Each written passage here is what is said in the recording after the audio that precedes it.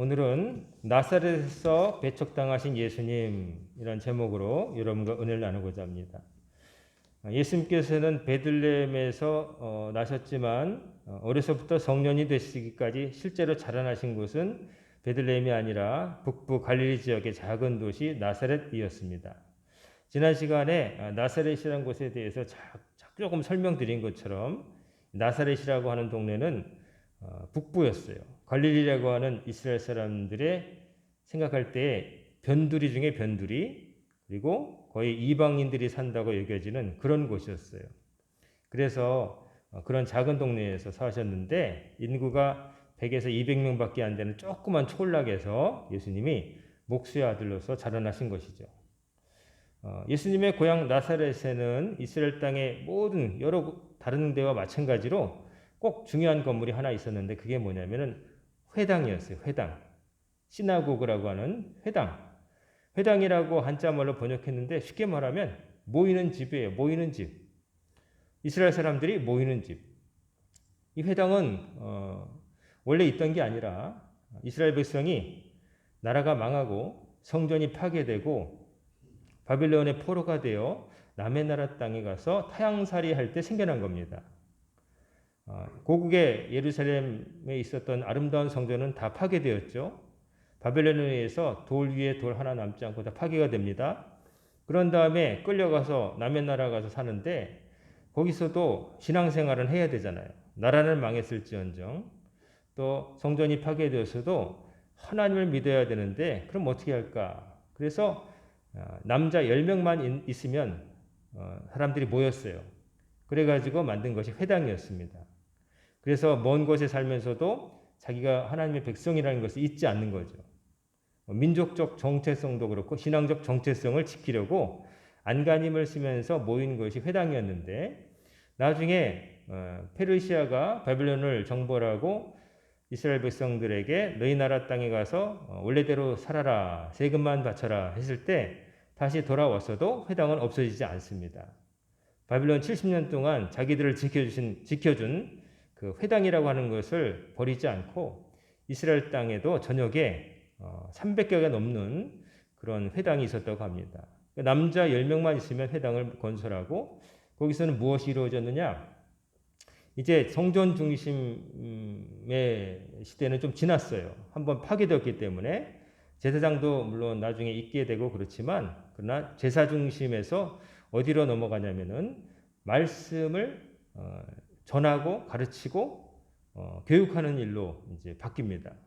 그래서 회당이라는 것이 생겨나면서 이스라엘 사람들이 모여서 안식일에 그날 모여서 예배드리고 또 거기서 교제하며 또 어떤 일이 있냐면은 72일을 가리는 재판도 이루어집니다. 그리고 또 거기에서 성경을 읽고 낭송하고 가르치는 일이 벌어지는 거죠. 그래서 회당은 이스라엘의 신앙에서 뗄래야 뗄 수 없는 아주 중요한 기능을 하게 되는 것이죠. 그래서 회당에는 또 이제 그 회당이 있으니까 건물을 짓는데요. 일단 사진을 좀 보면서 설명드리는 게 좋을 것 같아서 불 좀 꺼주시겠어요? 뒤에.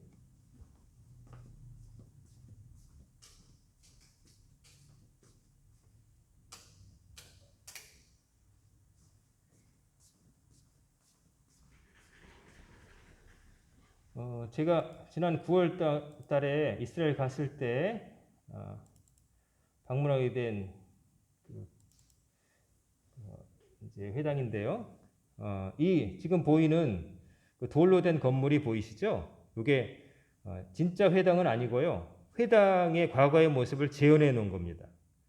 현대에는 회당의 모습을 갖춘 건물들이 별로 없고 파괴되고 그래서 이제 모형으로 지어놓은 건데 이게 어디 있냐면은 예수님의 고향 나사렛에 가보면은 나사렛 빌리지라고 해서 옛날 나사렛 마을을 재현해 놓은 민속촌 같은 게 있어요.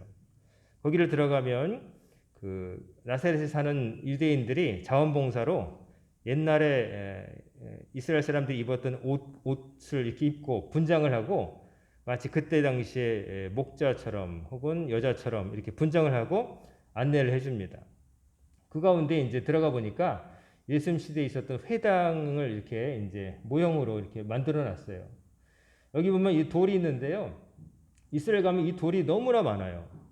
거의 이 누런 돌로 지은 것이 많은데 이거를 라임스톤이라고 하고요. 우리말로는 그냥 석회석. 이게 은은한 누런빛이 도는 석회석인데 우리나라도 이 라임스톤으로 이제 광택을 내서 고급 건물은 짓습니다. 외부에 호텔이나 로비 같은 데나 이런데 이게 습기를 잘 빨아들이고요. 또 이제 색깔이 은은하기 때문에 짓는데 그 당시에는 뭐 아름답게 갈지는 못했고 약간만 다듬어서 이렇게 이제 쌓아서 돌을 쌓아 축대처럼 쌓아서 이렇게 건물을 지었던 거죠. 그래서 이렇게 이제 회당이 있고 회당 입구가 있고요. 이 안에 들어가 보면 이제 이렇게 기둥으로 지붕이 있고요. 기둥이 이렇게 있습니다. 그리고 창문 같은 게 이렇게 있어가지고 통풍이 되도록 돼 있어요. 통풍이 되고 여기 보시면 이제 지붕이 석가래 같은 게 좀 있는데요.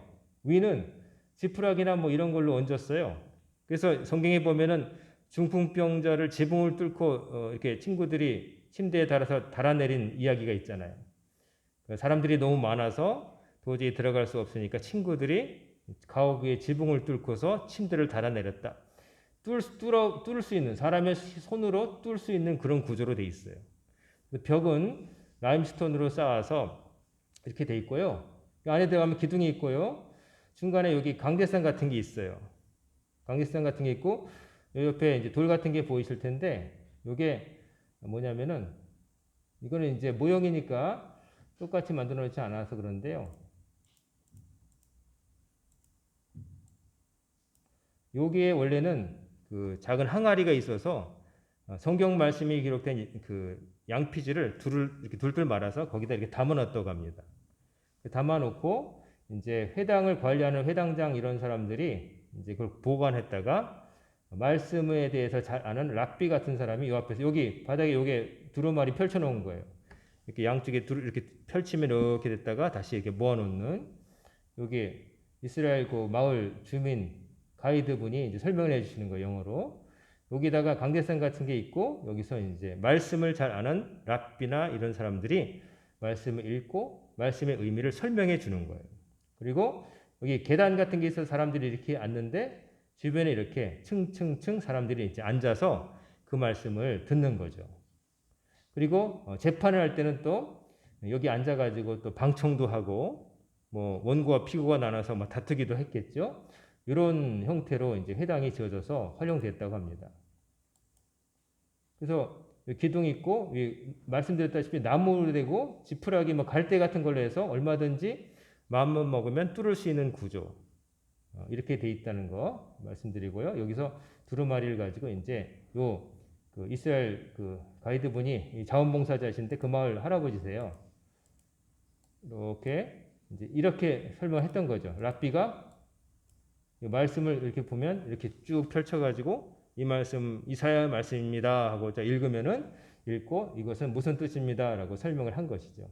그래서 과거의 모습을 이렇게 재현해 놨습니다. 지금 이스라엘 땅에는 이제 많이 이런 데가 다 부서지고 옛날에 아랍 사람들이 또 투르크가 점령했을 때 부숴놓고 그래가지고 옛날 모습이 많이 남지 않고 뭐 기둥만 남아 있다든지 그렇게 돼 있는데 여기는 이제 재현을 해놓은 겁니다. 옛 자료에 의거해서.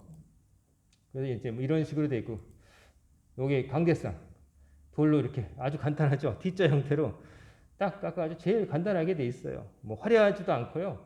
딱 말씀 두루마리 딱 펼쳐놓고 읽을만하게 돼 있고 여기 보면 잘 안 나타나는데 이렇게 홈이 약간 파져 있어가지고 두루마리 이렇게 펼치면 말아놓은 심 같은 것을 이렇게 걸쳐놓을 수 있도록 되어 있습니다.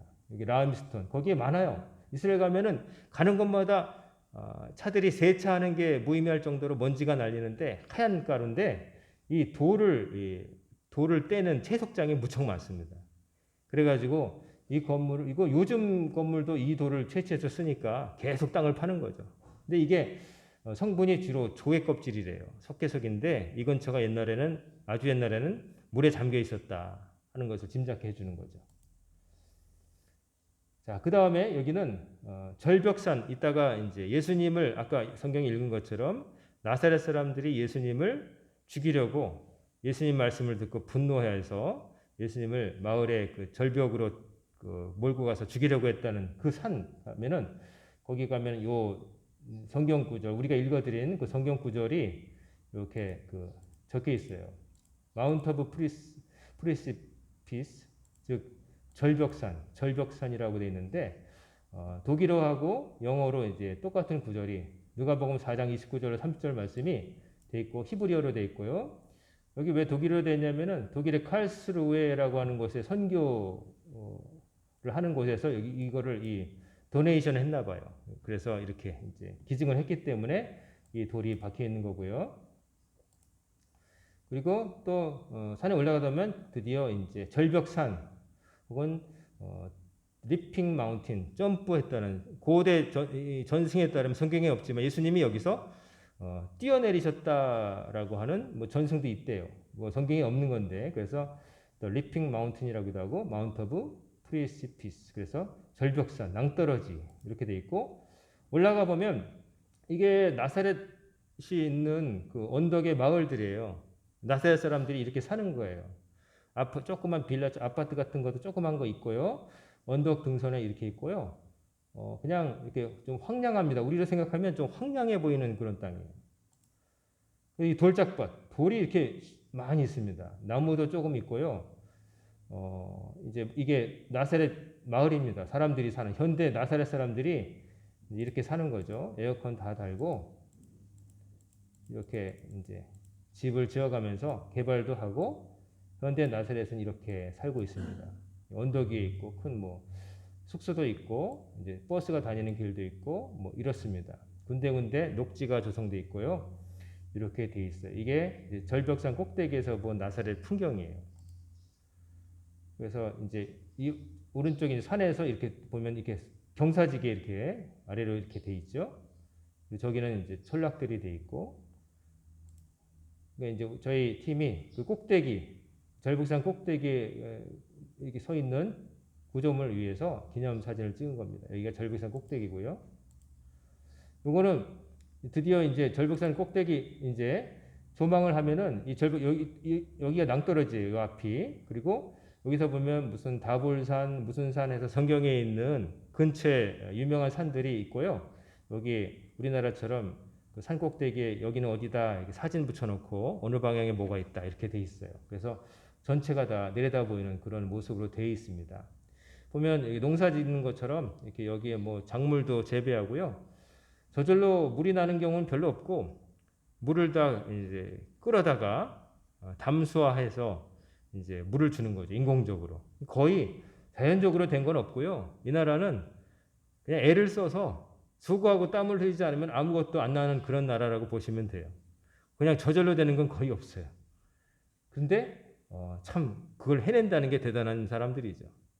지금 쓰는 말조차도 고대 히브리어가 아니라 그거 잊어버리고 글자만 남은 것을 이제 주워 모아서 다시 이제 만든 거예요. 그래서 말을 새로 만들어놨는데 그게 참 어려운 건데 인위적으로 말을 만든다는 게 있던 거 조금 남은 거하고 그래서 해서 문법을 이렇게 만들어서 했는데 그 말도 만들어낸 사람이 이스라엘 사람들이에요. 대단한 사람들이죠. 이거는 지방 목사님들이 예수님을 이렇게 이제 그 절벽에서 밀어 떨어뜨리려고 했었다. 이제 이거를 이제 이렇게 했을 것 같다. 이제 이러면서 사진을 찍은 거예요. 이 앞은 절벽이고요. 굴러 떨어지면 뭐 밑에까지 가기도 전에 뾰족한 바위에 아마 사람이 상해서 죽을 수 있는 그런 곳이었어요. 그냥 그런 곳에 이제 절벽산이 있었다. 나사렛 사람들이 예수님을 이런 곳으로 끌고 가서 죽이려고 했다는 거예요. 예수님이 미워서. 예수님이 고향 땅에서 환영을 받으신 게 아니라 이렇게 떨어지면 그냥 우당탕 하다가 돌에 이제 다쳐서 성하지 못했겠죠. 이런 것이 바로 절벽산이었다. 그리고 오늘 말씀에 배경이 되는 회당, 나사렛 회당이 이와 같은 모습이었다 하는 것이죠. 불을 다시 켜주시기 바랍니다.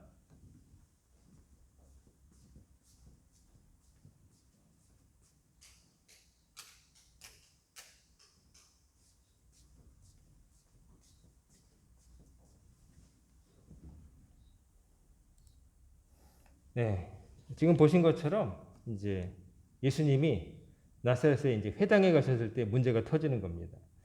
16절을 보면 이렇죠. 본문 16절 보세요. 예수께서 그 자라나신 곳 나사렛에 이르사 안식일에 늘 하시던 대로 회당에 들어가사 성경을 읽으려고 서심해. 즉 예수님께서 당신께서 자라나신 곳 고향 나사렛 땅에 오셨다라고 되어 있어요. 그건 뭐냐면 그 전까지는 좀 딴 곳에 계셨다는 뜻이죠. 그럼 어디 계셨느냐? 4장 1절부터 13절까지를 보면 예수님께서 광야 어느 곳에서 40일 동안 마귀에게 시험을 받으셨다라는 기록이 있어요. 그래서 이곳이 그러면 과연 어디냐?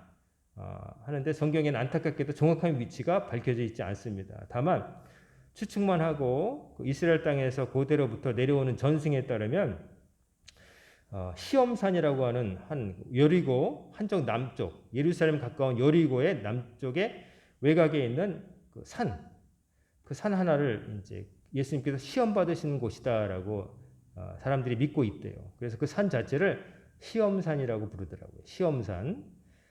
저희가 이번에 거기도 올라가려고 했는데 중턱에 그 그리스 정교회에서 관리한 수도원이 있어요.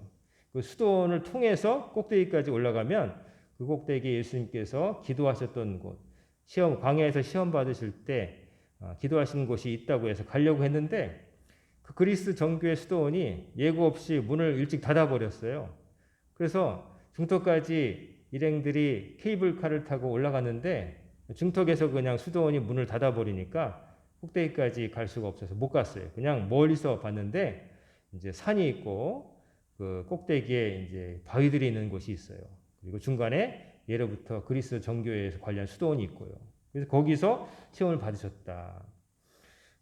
그리고 이제 마귀의 시험을 이기신 다음에 예수님께서는 다시 남쪽에 있던 여리고 근처에서 북쪽 갈릴리까지 또 올라오셔서 그곳에 있는 여러 성읍들을 다니시면서 이제 거기에 있는 회당들이 또 있었던 거죠. 회당들을 순회하시면서 거기서 말씀을 가르치시는 사역을 했다 하는 것이 14절에 기록되어 있어요. 그리고 그 과정에서 사람들은 회당에서 말씀을 풀어 설명하시는 예수님의 설교에 참 큰 감명을 받고 놀라고 또 칭송했다 이렇게 되어 있어요. 그러니까 예수님이 이제 유명해지기 시작하시는 거죠. 서서히. 갈릴리 북부에 이름 모를 유대 청년 하나가 정규 교육을 받은 적도 없는 것 같고 특별히 누구 문화에서 공부했다는 것도 없는데 성경을 기가 막히게 가르치는 젊은이가 나타났다. 이런 소문이 북쪽 끝에서부터 들리는 거예요. 그런 소문이 나중에 바람을 타고 사람들의 입을 타고 해서 예루살렘까지 들리게 되고 예루살렘에 있었던 제사장들과 또 바리새인들이 이제 그 소문을 듣고 얼마나 대단한지 보자 이제 벼르게 되는 그런 상황이 나중에 벌어지는 거죠. 예수님께서 이렇게 이제 고향 나사렛으로 오시기 전에 이미 갈릴리 지역의 다른 성읍들을 다니시면서 명성을 얻으시고 그 다음에 비로소 고향 땅 나사렛을 밟으신 거예요. 근데 정든 고향이었는데 이 나사렛에서 돌아오셨는데 예수님은 안식일에 다른 성읍에서 마찬가지로 제일 먼저 회당을 가셨다는 거예요. 회당이라고 아까 말씀드렸을 때 모이는 집인데 이곳에 이제 회당을 가리키는 히브리어 표현들이 여러 있는데 그것이 살펴보면은 회당에서 무슨 일을 했겠구나 하는 것이 드러납니다. 첫째는 베트하 테필라. 베트는 집이란 뜻이에요. 벳엘. 뭐 성경에 벳자 들어간 거 있잖아요. 벳세메스 뭐 이렇게 벳 하면은 집이라고 보시면 돼요. 벳 테필라 즉 기도하는 집. 둘째는 벳하 크네세트 곧 집회를 갖는 집. 셋째는 벳하 미드라시 즉 학습하는 곳. 그러니까 회당에서 뭘 했느냐? 기도했어요. 당연히 하나님께 기도한 거예요. 예배를 드린 거예요. 그 다음에는 또 모였어요. 집회를 했어요. 모였는데 그때는 모였을 때는 마을의 중요한 뭐 대소사를 의논하기도 하고 또 재판도 한 거예요. 그 다음에 셋째는 교육했어요. 뭘 가르치고 배웠느냐? 성경을 가르치고 배웠어요. 그래서 이 가르치려면 근데 보통 사람이 가르칠 수는 없잖아요. 일단 글을 알아야 되고 성경에 대해서 알아야 돼요. 그래서 그런 사람들을 가리켜서 랍비라고 했어요. 랍비. 근데 이런 사람들이 처음부터 있었던 건 아니지만 마을에서 제일 성경을 많이 아는 사람이 했겠죠. 그러다가 이제 좀 전문적인 사람들이 생겨나는데 그런 사람들이 서기관인 율법교사라는 사람들이에요. 이 서기관이라는 것은 스크라이버, 즉 베껴 쓰는 사람. 인쇄술이 없으니까 양피지에 기록된 성경 말씀을 하나 가지고 다 쓸 수 없고 많은 회당에서 같이 봐야 되잖아요. 그러니까 하나하나 베껴 쓰는 사람이 필요한 거예요. 베껴 쓰는데 정성을 가지고 베껴 씁니다. 우리나라 붓글씨 저리 가라. 그 잉크를 찍어가지고 이 종이도 많던 시절이 아니잖아요. 쓰다가 틀려서 뭐 지우거나 뭐 버릴 수 없어요. 그래서 지금 보면 틀린 부분을 긁어내고 다시 쓴 것도 엑스레이 찍어보면 나오고 그래서 아 이런 거구나 이런 것도 짐작하는데 하나하나 그린 거예요. 하나하나 쓴 거예요. 쓰는데 그 예수님 당시에 그 바리새파도 있고 사두개파도 있고 뭐 무슨 파 있는데 에스네파라고 해가지고 하는 사람들은 아예 다 그냥 끊어버리고 쿰란이라고 하는 지역에 들어가서 동굴 속에서 아예 공동체 생활을 했어요. 그러면서 자기들끼리 살아가는데 성경을 그 사람도 필사했거든요. 필사하는데 얼마나 정성을 기울였냐면은 성경을 필사하다가 여호와 즉 하나님의 이름이 나오는 부분 가면은 쓰던 성경을 멈추고 거기에 마련된 동굴 속에 마련된 욕조에 들어가서 몸을 씻고 다시 나와서 여호와 한 글자 쓰고 글을 쓰다가 또 하나님 이름이 또 나오면 또 다시 내려놓고 가서 자기의 정신을 가다듬고 몸을 닦고 와서 또 썼다. 우리가 생각하면 아, 참 비효율적이다. 그렇게까지 할 필요가 있는가 싶지만 그 정도로 정성을 다해서 썼기 때문에 틀린 글자가 거의 없는 거예요. 그 쿰란의 그 동굴에서 양피지 100개 쓴 게 발견됐는데 현대 우리가 갖고 있는 가장 오래된 사본과 거의 일치율이 90%, 99% 거의 똑같다는 거예요. 그럼 정신 엄청 차리고 복사한 게 아니라 사람이 100개 쓰는데 틀릴 수 있는데 거의 안 틀렸다는 거예요. 한자 점 하나 찍는 것까지 정성을 다했다는 거예요. 아주 대단한 사람들이에요. 그래서 이제 그걸 100개 쓰다 보니까 여러분 처음에는 아무 생각 없이 100개 쓰다가도 많이 100개 쓰다 보면 자연스럽게 성경에 대해서 많이 알게 되겠죠. 누구보다도 성경에 대해서 많이 알게 될 거 아니에요. 맨날 쓰니까. 그러다 보면 성경을 단순히 쓰는 사람이 아니라 성경을 연구하는 사람이 되어버리는 거예요. 누구보다도 성경을 많이 아니까 그 사람들이 율법 교사가 되는 거예요. 즉 회당에서 하나님의 법은 이렇습니다. 우리가 이렇게 살아야 됩니다라고 가르치는 리더가 될 수밖에 없다는 거죠. 말씀을 아주 가까이 하다 보면 성경에 대해서 알게 되고 그러다 보면 하나님의 말씀의 메시지를 더 깊이 알 수 있는 건 당연한 일이죠. 뭐든지 많이 하다 보면 달인이 되는 거 아니겠어요? 그래서 회당에서 이런 사람들이 랍비 역할을 했고 서기관과 율법 교사들이 있는데 예수님이 이런 사람들을 그다지 좋아하진 않으셨지만 왜 안 좋아하셨냐면은 그들이 머릿속으로 아는 거하고 실제 생활이 달라서 욕하신 것이지 그들이 하는 말이 무조건 틀렸기 때문에 그렇게 하신 거 아니었어요. 그 우리들의 의가 서기관이나 율법 교사보다 더하면 더했지 못하면 안 된다고 말씀하셨거든요. 오해 없으셔야 돼요. 하나님의 율법이 나빠서가 아니에요. 율법을 안 지키고 지키는 흉내내니까. 그리고 왜 율법을 셨는지 모르고 막 형식만 잡아서 그러니까 주님께서 말씀하신 거지 그 자체가 하나님께 예전에 주신 것이 나쁠 리가 없는 거예요. 예수님이 율법을 완성하러 오신 분이시잖아요. 자, 그렇고 자 이제 예수님이 오셔가지고 회당에서 이제 안식일 날 가르치시게 되는데 이미 갈릴리 다른 지역에서 가르치심으로써 명성이 이제 있게 된 거예요. 그 명성을 고향 사람들도 전해 들었겠죠. 아, 우리 마을 출신의 예수란 이가 여러 성읍을 다니면서 말씀을 전하는데 회당에서 전하는데 대단하다더라. 근데 마침 예수님이 고향에 오셨어요. 그러니까 사람들이 회당에 딱 안식일이 됐는데 모여들었겠죠. 그래봤자 뭐 인구가 뭐 100에서 200명 그것도 남자만 100에서 200명인지 여자까지 해서 그런지 모르겠지만 어쨌든 회당이 아주 크지는 않았던 것 같아요. 나사렛 회당이라는 것을 저희는 이번에 방문을 못했는데 제가 유튜브를 통해서 거기 다녀온 분들이 지금 영상을 보니까 그렇게 크지는 않더라고요. 돌무덤 같이 생긴 어두운 곳인데 그곳에서 이제 모여서 예수님의 그 말씀을 들으려고 있었겠죠. 귀를 쫑긋 세우고 그러면서 이제 예수님이 딱 들어가셨는데 17절에 보면 선지자 이사야의 글을 들이거늘 책을 펴서 이렇게 기록된 데를 찾으시니 예수님이 회당 안에 들어가시니까 누군가 선지자 이사야의 그 글, 즉 이사야서가 기록된 두루마리를 예수님께 이제 건네드린 거예요. 이건 뭐냐면 선생 대접을 해주는 거죠. 말씀을 이제 가르치십시오 하면서 회당장이나 하면 누군가가 이제 두루마리를 관리하는 사람이 넘긴 거예요. 그러니까 예수님이 딱 받으시더니 아까 사진에 보여준 대로 그 탁자 같은 데다가 쫙 펼치시고 딱 이렇게 하셨겠죠.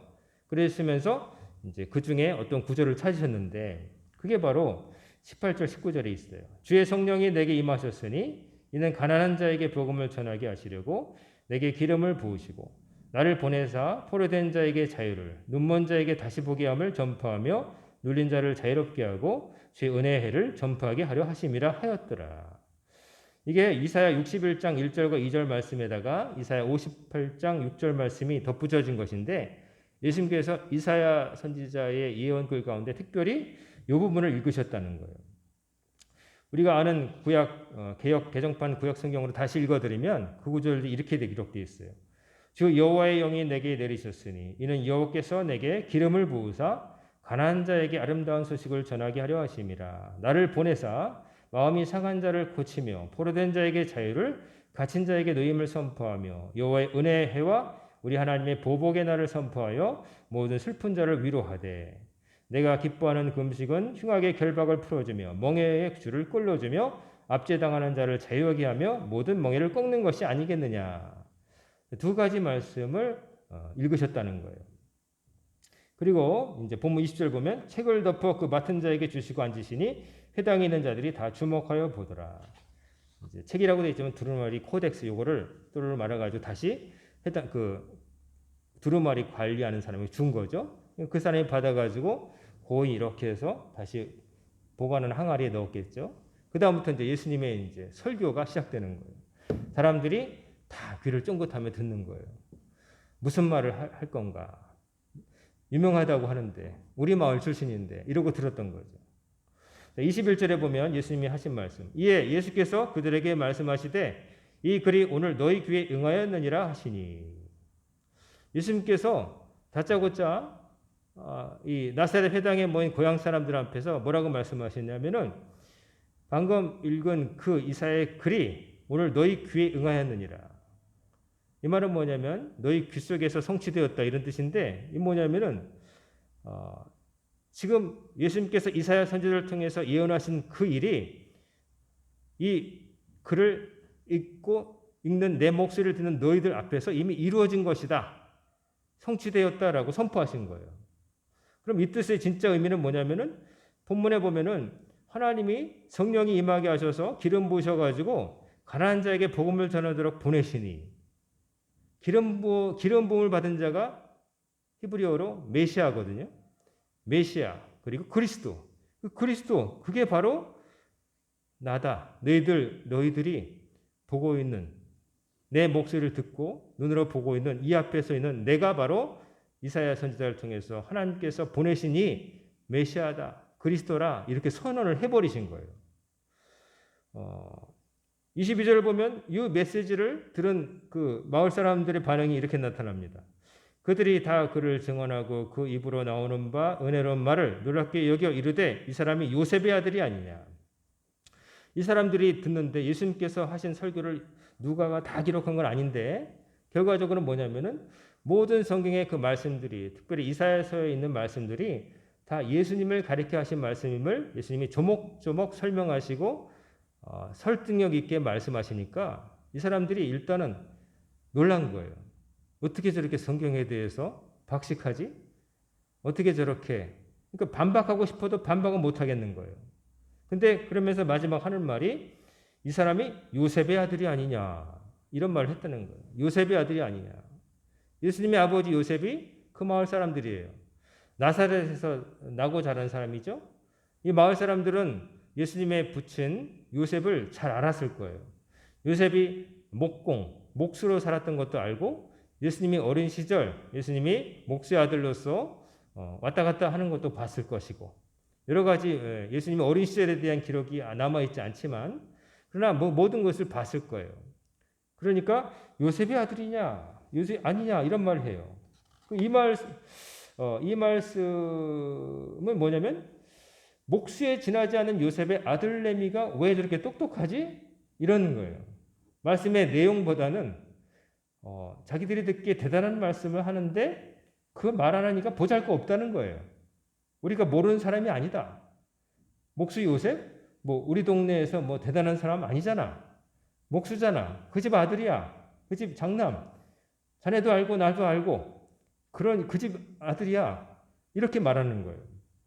마가복음 6장 2절 3절 보면 그날에 나사렛 회당에 모였던 사람들이 무슨 말을 했는지 좀 더 자세하게 이렇게 되어 있어요. 읽어드리면 많은 사람이 듣고 놀라 이르되 이 사람이 어디서 이런 것을 얻었느냐? 이 사람이 받은 지혜와 그 손으로 이루어지는 이런 권능이 어찌 됨이냐? 이 사람이 마리아의 아들 목수가 아니냐? 야고보와 요셉과 유다와 시몬의 형제가 아니냐? 그 너희들이 우리와 함께 여기 있지 아니하냐 하고 예수를 배척한지라. 무슨 뜻인지 아시겠죠? 김서방, 그 목수 김씨 아들 아니야? 우리를 치면 김씨 아들인데 그 집 아들내미 딸내미 우리가 다 잘 알잖아. 어미도 알고 마리아잖아. 한마디에 말하면 별 볼 일 없는 집안 아들 아니야. 근데 말을 이렇게 똑똑하게 해야지, 똑부러지게 해야지. 이런 정도로 받아들였다는 거예요. 예수님이 그들 앞에서 성경의 말씀을 읽으시며 당신을 가리켜 하신 말씀이라는 말씀을 하실 때 그들은 메시지에 주목한 게 아니라 그 말을 하는 예수님이라고 하는 육신을 가지신 예수님의 출신 성분을 따졌다는 거예요. 보잘것없는 집안 아들 아니야. 목수 아니야. 나무 깎아가지고 대패질하면서 텃밥가루 마시면서 살던 그 집 아들 아니야. 별별 없잖아. 근데 어디서 저런 걸 배워 갖고 왔지? 우리가 안 본 사이에 뭐 유학이라도 갔다 왔나? 뭐 이제 자기들의 추측을 하면서 예수님을 마음으로부터 밀어내기 시작했다는 게 벌써. 예수님이 왜 모르셨겠어요? 요셉의 아들이 아니냐? 마리아 집 아들 아니냐? 이런 말 할 때 23절 보면 예수께서 그들에게 이르시되 너희가 반드시 의사야 너 자신을 고치라 하는 속담을 인용하여 내게 말하기를 우리가 들은 바 가버나움에서 행한 일을 내 고향 여기서도 행하라 하리라. 이 말은 뭐냐면 예수님이 말씀하시는 거예요. 너희들 내가 장담컨대 곧바로 의사야 네 몸부터 고쳐라 이런 속담을 인용하면서 나더러 네 능력을 증명하여 보라. 분명히 요구할 것이다. 이것 말고 더 큰 동네 가버나움 저 위쪽에서 여러 이적들을 행했다고 우리가 소문을 들었는데 그 똑같은 일, 그 이상의 일을 우리 눈앞에서 해보이면 믿겠다. 이런 식으로 나올 거다. 예수님이 미리 딱 말씀하시는 거예요. 너희들은 지금 내가 하는 말을 안 믿으면서 표적을 보이라. 그리고 비꼬고 있는 거죠. 마음으로 빗장을 걸었다는 걸 말씀하시는 거예요.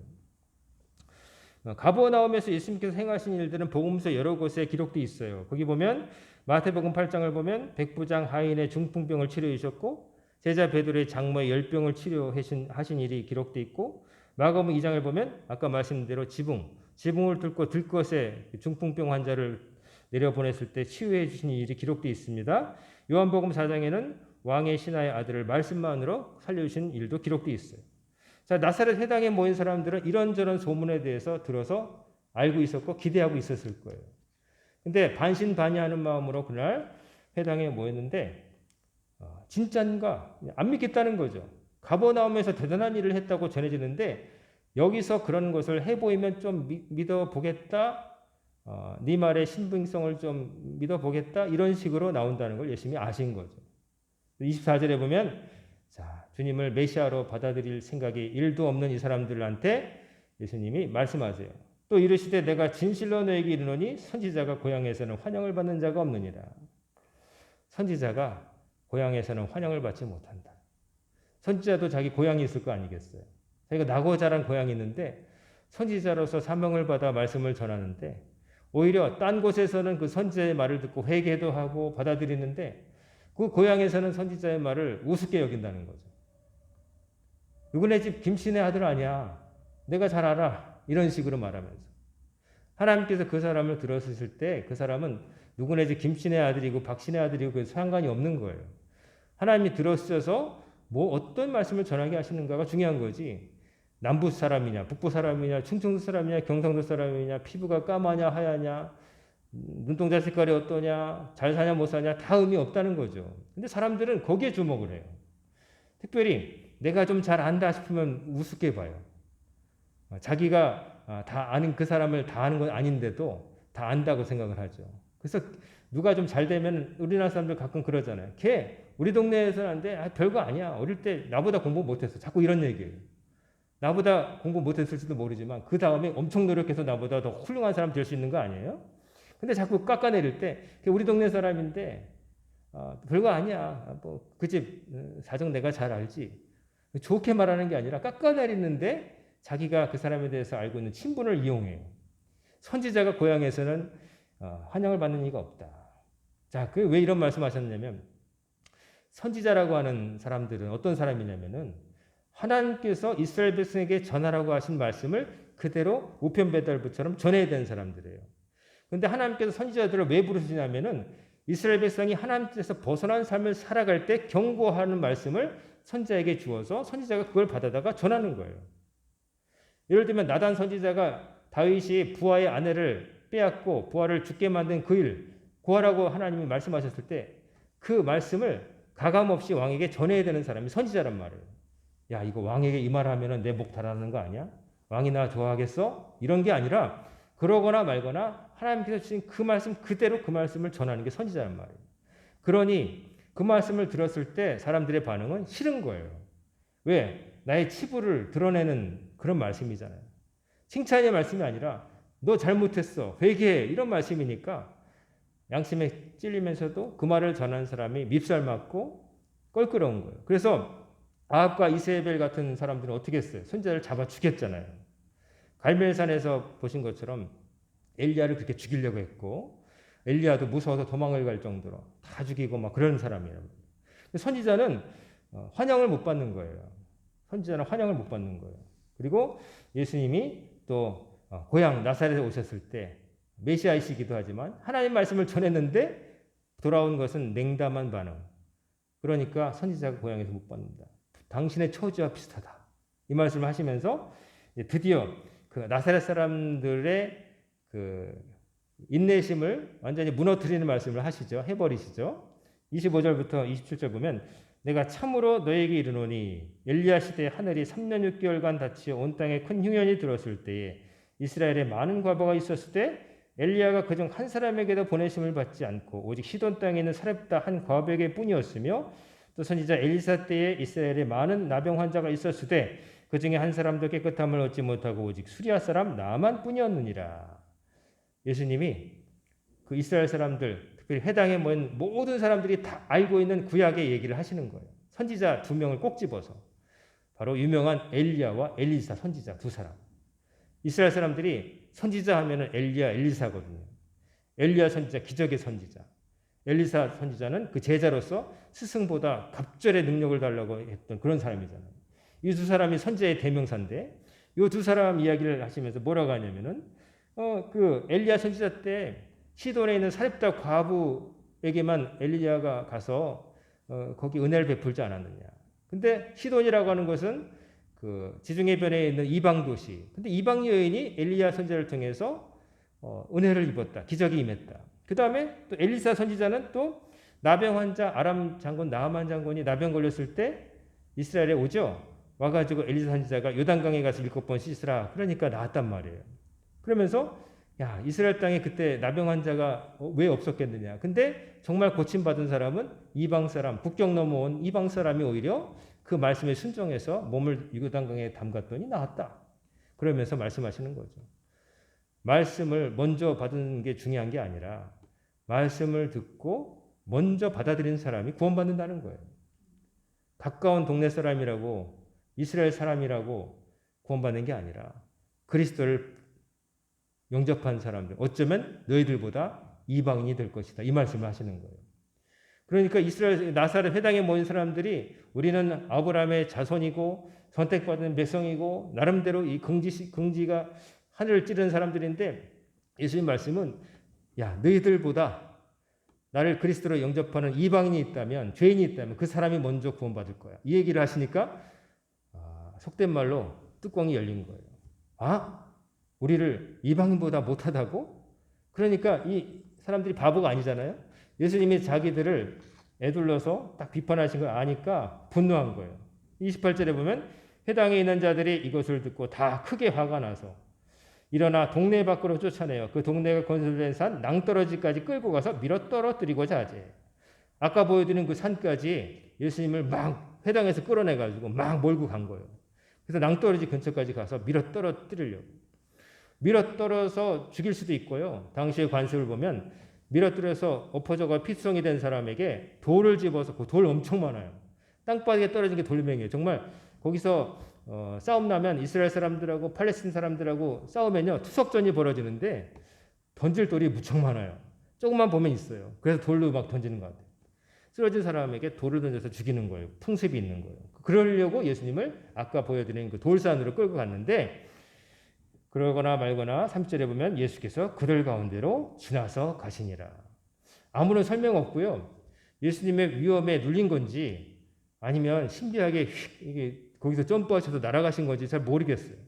지나가셔서 그들은 손끝 하나도 대지 못했다.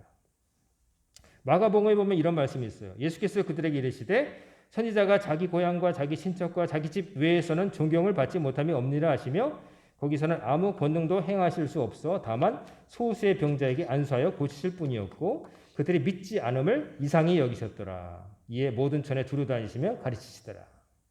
자, 예수님께서 고향 사람들이 믿지 않으면 오히려 이상하게 여기셨다.